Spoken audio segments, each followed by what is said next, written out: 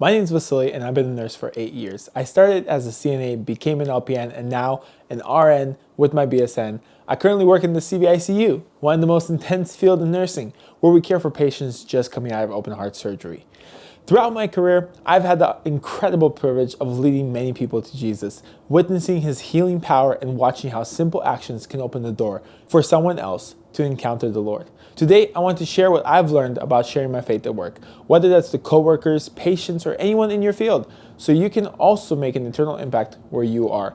Let's dive in. One of the most powerful ways to share Jesus at work is simply to live out his example. Matthew 5:16 says this, "Let your light so shine before others so that they may see your good works and give glory to your Father who is in heaven."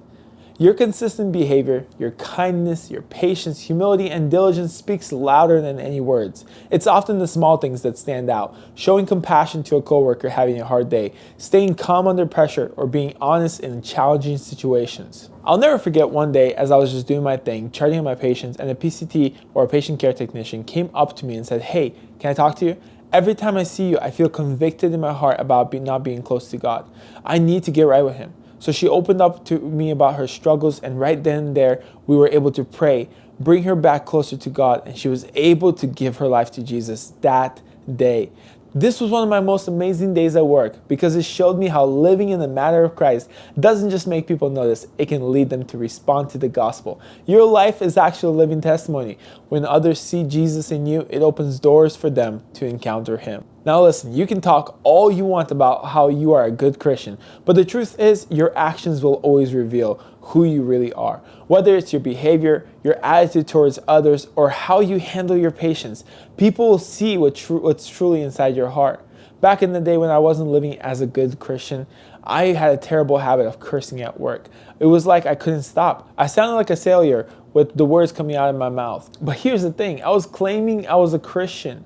One day I shared my faith with a friend of mine who was deeply involved in witchcraft. Even through my broken presentation of the gospel, he saw the light, accepted Jesus, repented from witchcraft, and started following God. He told me, "I've seen so many fake Christians, but you're different." That moment felt like a victory, but it didn't last for long. A week later, I walked into the break room, frustrated, angry, and I said a few bad words. My friend stood up, looked at me, and said, "I knew you were all hypocrites. I don't want to serve this type of Jesus." My heart shattered. I realized that my language, my failure to control my tongue, had caused someone to stumble and walk away from their faith. I've apologized to him, admitting that he was right and I still had a lot to work on, but the damage was done. He stepped away from God. I've prayed countless times for him to return, but that one failure is something I will have to carry for the rest of my life. Jesus says in Matthew 7:18, "A good tree cannot bear good fruit, nor can a bad tree bear good fruit. How can we claim to be Christians if our actions and words mirror those of an unbeliever?" Back then, I can't even say I was a true Christian because I hadn't really truly encountered God. But now, I know him. I've been transformed by him, and I've seen countless people turn from sin because of the God that I serve. Your actions, your language reflects the state of your heart. If you claim to follow Jesus, it's vital what you say and do aligns with who he is. People are watching, not to see you fail, but to see if the Jesus that you actually talk about is real.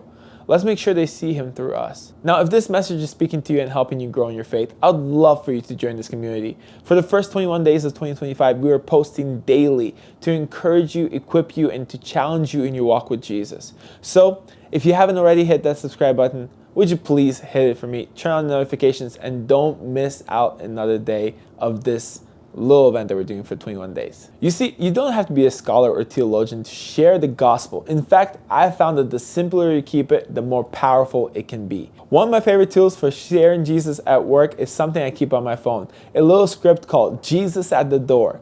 It's essentially a gospel card that lays out the message of Jesus in ways that's easy to understand. I leave my phone on my desk, and when people ask, "Ooh, what's that card that's on your phone?" I take the opportunity to walk them through the simple gospel. You can actually download this app on your phone today by searching Jesus at the Door or JAD, J-A-D, in your app store. This isn't sponsored, but trust me, it's the best recommendation I can give you for sharing the gospel in your every single day life.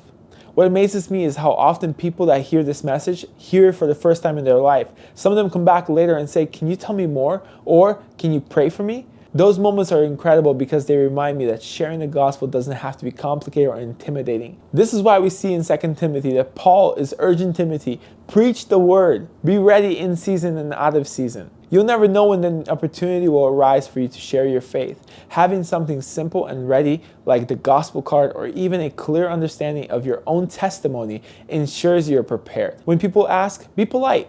Never force your beliefs on anyone. Instead, think about it as planting seeds. The goal isn't to pressure them into making a decision or to quickly get them to pray a prayer, but to offer something that God can grow in their hearts over time. Remember, it's the Holy Spirit who draws people to Jesus. We're just the ones who scatter the seeds. So to conclude this video, let's go over what we just talked about. Notice how I didn't give you a script or exactly what to do or say. That's because you have the Holy Spirit.